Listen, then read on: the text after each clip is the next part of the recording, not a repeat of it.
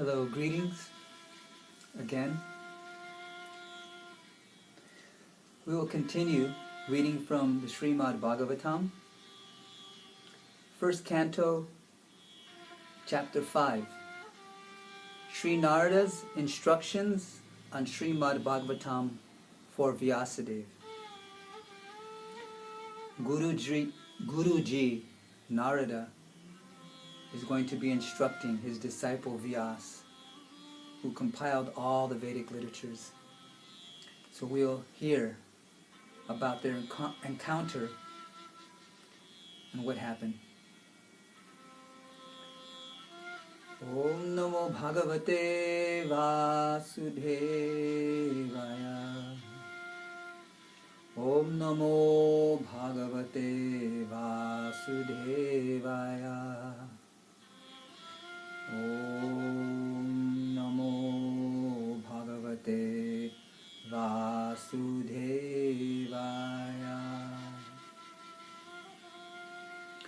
Sutta uvacha atatam sukam asina upasinam vrihatshrava devarshir praha viprashim Vina pani smayan iva. Sutta Goswami said, thus the sage amongst the gods, Narada, comfortably seated and apparently smiling, addressed the rishi amongst the brahmanas, Vedavyas. Addressing Vyasadeva, the son of Parshara, Narada inquired, are you satisfied by identifying with the body or the mind as objects of self-realization? Your inquiries were full and your studies were also well. Your inquiries were full and your studies were also well fulfilled. And there is no doubt that you have prepared a great and wonderful work, the Mahabharata, which is full of all kinds of Vedic sequences, elaborately explained. You have fully delineated the subject of impersonal Brahman, as well as the knowledge derived therefrom. Why should you be despondent in spite of all this, thinking that you were undone, my dear Prabhu? Sri Vyasadeva said, all you have said about me is perfectly correct. Despite all this, I am not pacified. I therefore question you about the root cause of my dissatisfaction. For you are a man of unlimited knowledge due to your being the offspring of one Brahma, who is self-born without mundane father or mother. My Lord, everything that is mysterious is known to you because you worship the creator and destroyer of the material world and the maintainer of the spiritual world, the original personality of Godhead, who is transcendental to the three modes of material nature. Like the sun, your goodness can travel everywhere in the three worlds, and like the air, you can penetrate the internal region of everyone. As such, you are as good as the all-pervasive Supersoul.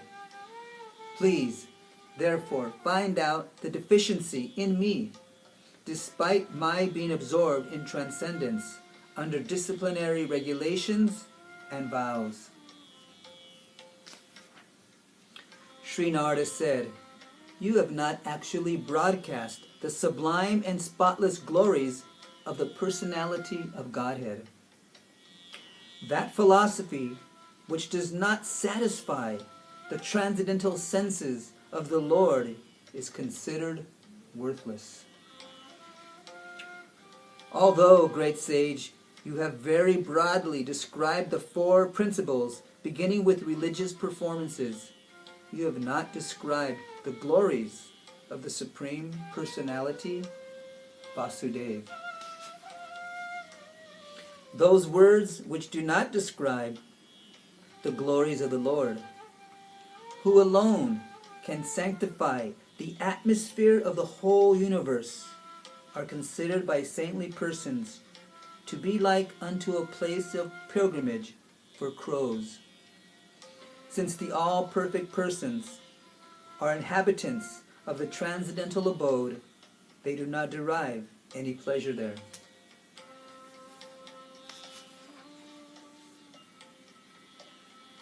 Tadvad visargo janata gaviplavo yasmin pratishlokam ubhadavat api namananantasya yashon kitaniyat shrinvanti gayanti grinanti sadhava.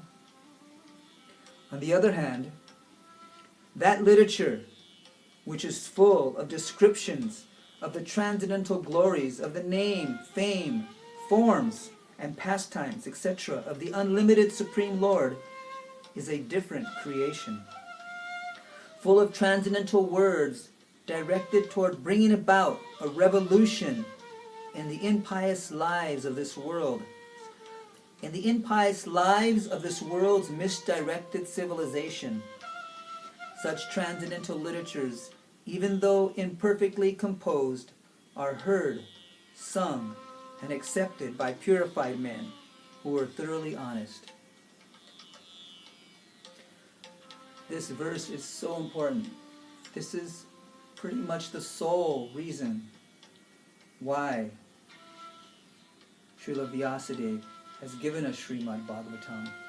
And it is also the sole reason why these great devotees of the Lord travel throughout the world, giving this message of the Bhagavatam, just to give enlightenment to the people in general.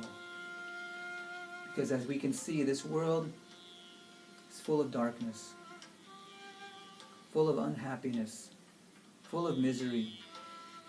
So this Srimad Bhagavatam will give light to the soul. This Srimad Bhagavatam is non-different than the personality of Godhead himself. I'll read that verse again. On the other hand, that literature which is full of descriptions of the transcendental glories of the name, fame, forms, pastimes, etc., of the unlimited Supreme Lord is a different creation, full of transcendental words directed toward bringing about a revolution in the impious lives of this world's misdirected civilization. Such transcendental literatures, even though imperfectly composed, are heard, sung, and accepted by purified men who are thoroughly honest. Knowledge of self-realization, even though free from all material affinity, does not look well if devoid of a conception of the infallible God. What then is the use of fruitive activities which are naturally painful from the very beginning and transient by nature if they are not utilized for the devotional service of the Lord? O Vyasadeva, your vision is completely perfect. Your good fame is spotless. You are firm in vow and situated in truthfulness. And thus you can think of the pastimes of the Lord in trance for the liberation of the people in general from all material bondage. Whatever you desire to describe that is separate in vision from the Lord's simply reacts with different forms, names, and results to agitate the mind as the wind agitates a boat which has no resting place.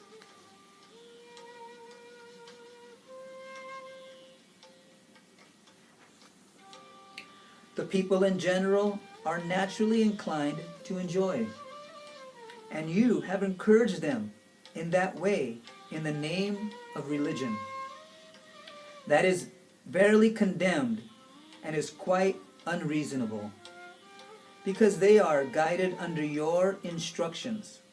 They will accept such activities in the name of religion and will hardly care for prohibitions. The Supreme Lord is unlimited. Only a very expert personality, retired from the activities of material happiness, deserves to understand this knowledge of spiritual values. Therefore, those who are not so well situated, due to material attachment, should be shown the ways of transcendental realization by your goodness, through descriptions of the transcendental activities of the Supreme Lord. One who has forsaken his material occupation to engage in the devotional service of the Lord may sometimes fall down while in an immature stage, yet there is no danger of his being unsuccessful.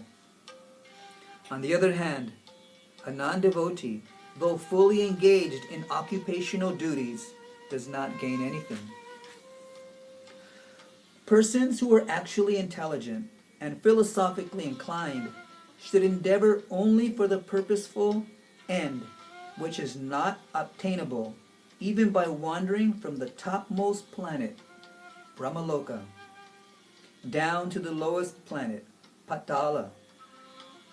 As far as happiness derived from sense enjoyment is concerned, it can be obtained automatically in course of time, just as in course of time we obtain miseries, even though we do not desire them.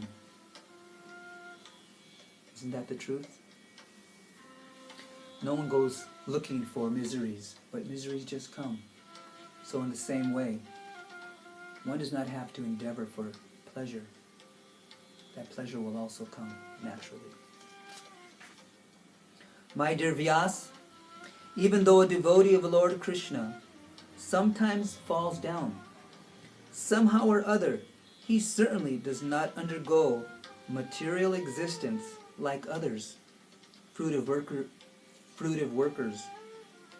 Because a person who has once relished the taste of the lotus feet of the Lord can do nothing but remember that ecstasy again and again. The Supreme Lord, Personality of Godhead, is himself this cosmos, and still he is aloof from it. Read that again. The Supreme Lord, the Personality of Godhead, is himself this cosmos, and still he is aloof from it. From him only has this cosmic manifestation emanated.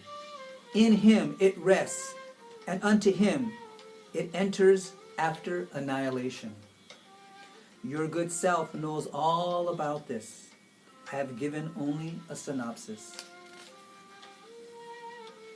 Your goodness has perfect vision. You yourself can know the Supersoul, Personality of Godhead, because you are present as the plenary portion of the Lord. Although you are birthless, you have appeared on this earth for the well-being of all people. Please, therefore, describe the transcendental pastimes of the Supreme Personality of Godhead, Sri Krishna, more vividly. Learned circles have positively concluded that the infallible purpose of the advancement of knowledge, namely austerities, study of the Vedas, sacrifice, chanting of hymns, and charity, culminates in the transcendental descriptions of the Lord, who is defined in choice poetry.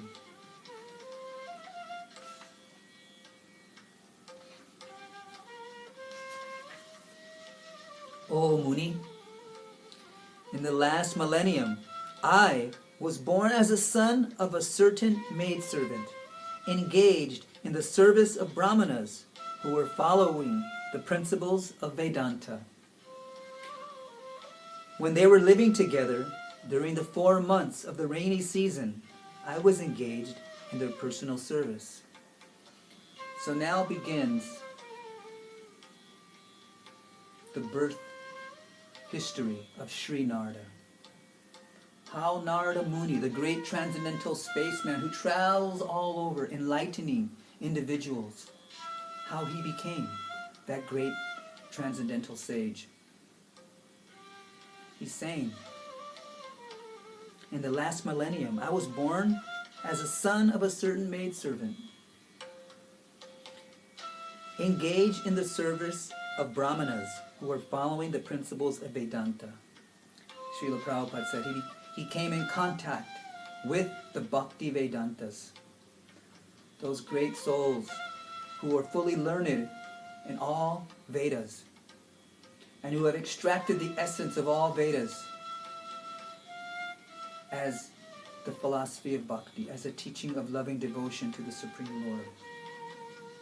How they travel around bestowing mercy, enlightenment to those sincere souls who are ready to accept it. Although they were impartial by nature, those followers of the Vedanta blessed me with their causeless mercy. As far as I was concerned, I was self-controlled. I had no attachment for sports, even though I was a boy. In addition, I was not naughty, and I did not speak more than required. Once only, by their permission, I took the remnants of their food, and by so doing, all my sins were at once eradicated. Thus being engaged, I became purified in heart, and at that time, the very nature of the transcendentalists became attractive to me. This shows the great potency of Krishna Prasadam.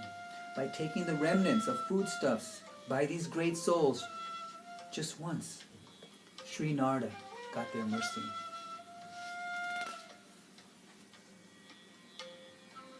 O Vyasadeva, in that association and by the mercy of those great Vedantists, I could hear them describe the attractive activities of Lord Sri Krishna. Harikatha.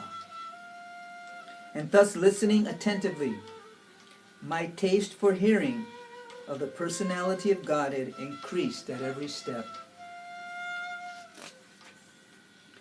O great sage, as soon as I got a taste of the personality of Godhead, my attention to hear of the Lord was unflinching. And as my taste developed, I could realize that it was only in my ignorance that I had accepted gross and subtle coverings, for both the Lord and I are transcendental. Thus, during 2 seasons, the rainy season and autumn, I had the opportunity to hear these great souls, these great-souled sages constantly chant the unadulterated glories of Lord Sri Hari. As the flow of my devotional service began, the coverings of the modes of passion and ignorance vanished. I was very much attached to those sages. I was gentle in behavior, and all my sins were eradicated in their service. In my heart, I had strong faith in them. I had subjugated the senses, and I was strictly following them with body and mind.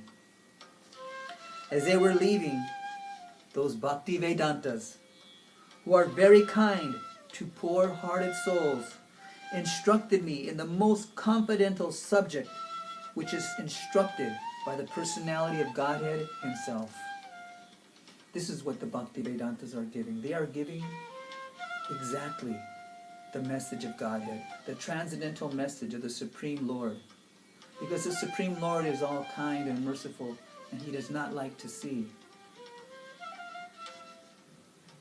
His children suffering. So, the Lord Himself and through the Lord's devotees, this message is propagated.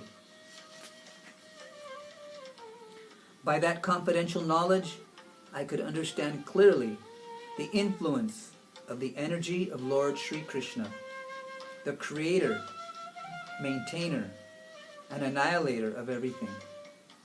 By knowing that, one can return to him and personally meet him.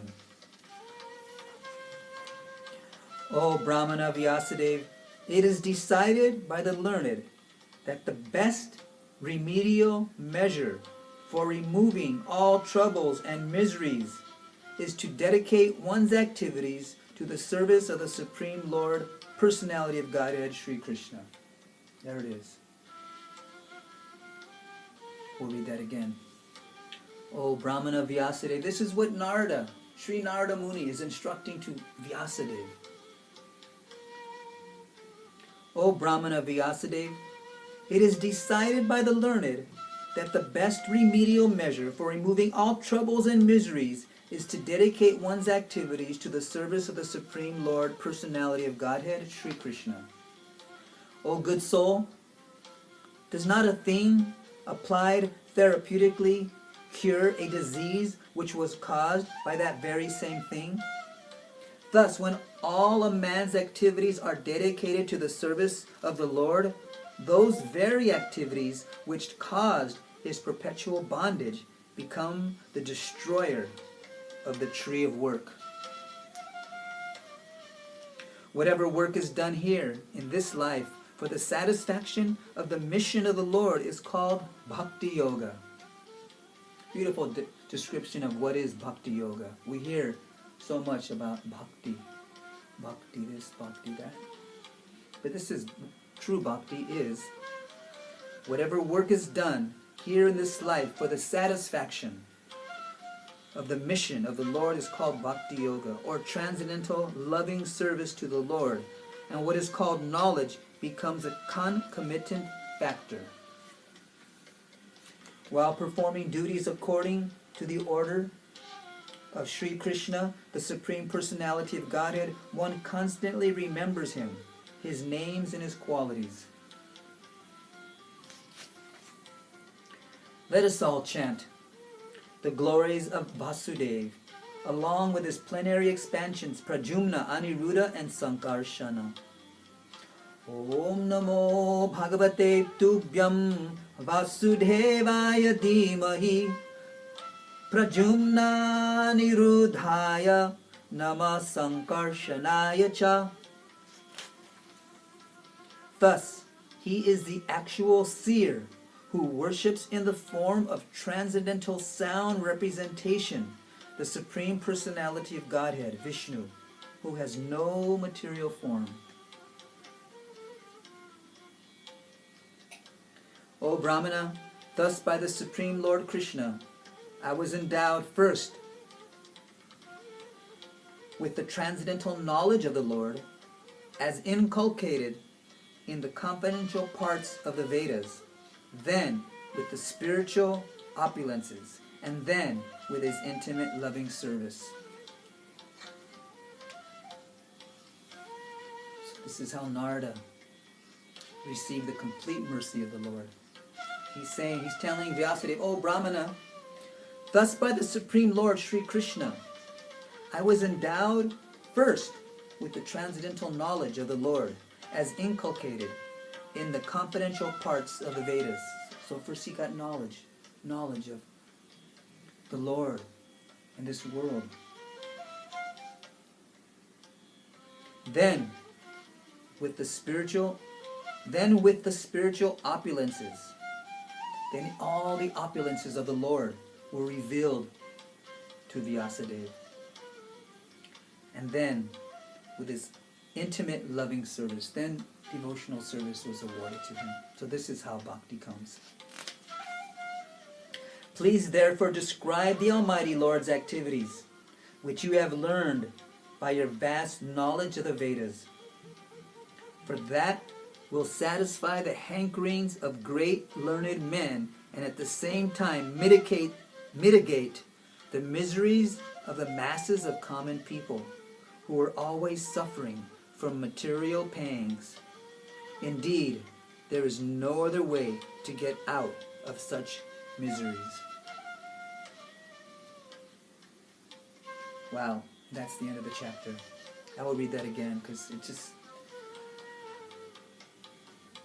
Narada, Sri Narada Muni, is requesting his amazing disciple, Sri Vedavyas, who is the literary incarnation of Godhead. He's telling him what he needs to do. He's saying, please therefore describe the Almighty Lord's activities which you have learned by your vast knowledge of the Vedas. So the Lord is a person. He has a personality. He has associates.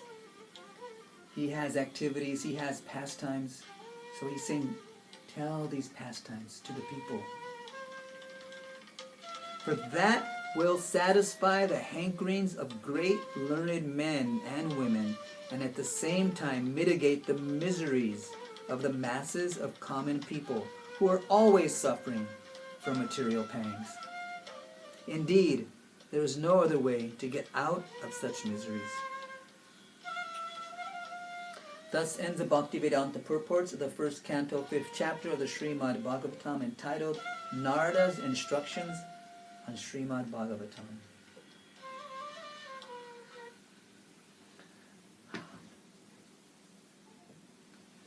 Let's have a little kirtan.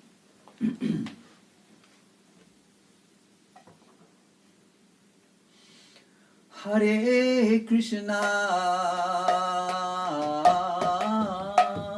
Hare Krishna,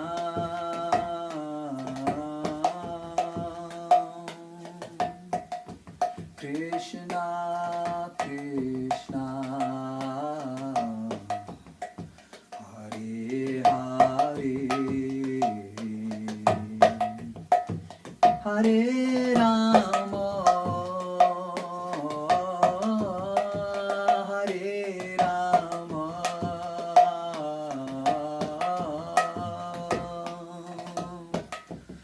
Rama Rama, Hare Hare, Hare Krishna, Hare Krishna,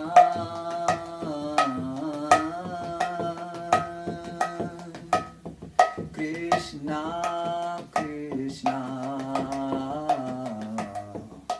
Hare Hare,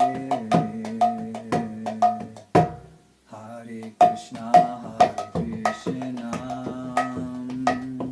Krishna Krishna, Hare Hare, Hare Rama, Rama Rama,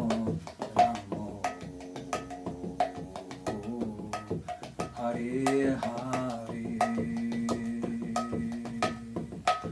Hare Krishna, Krishna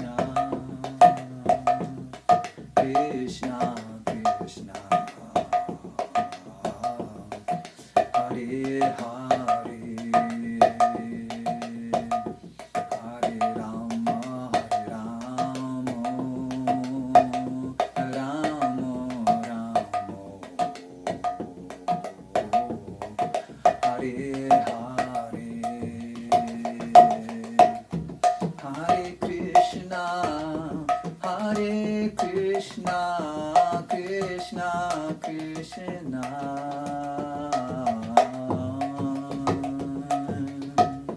Hare Hare,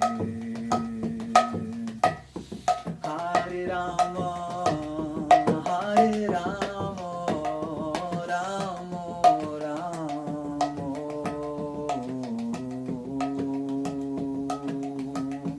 Hare Hare,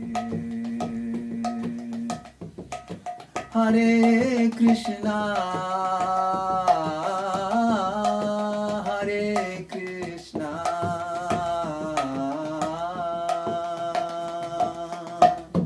Krishna Krishna, Hare Hare,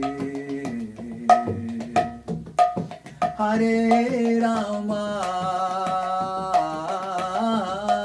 Hare Rama,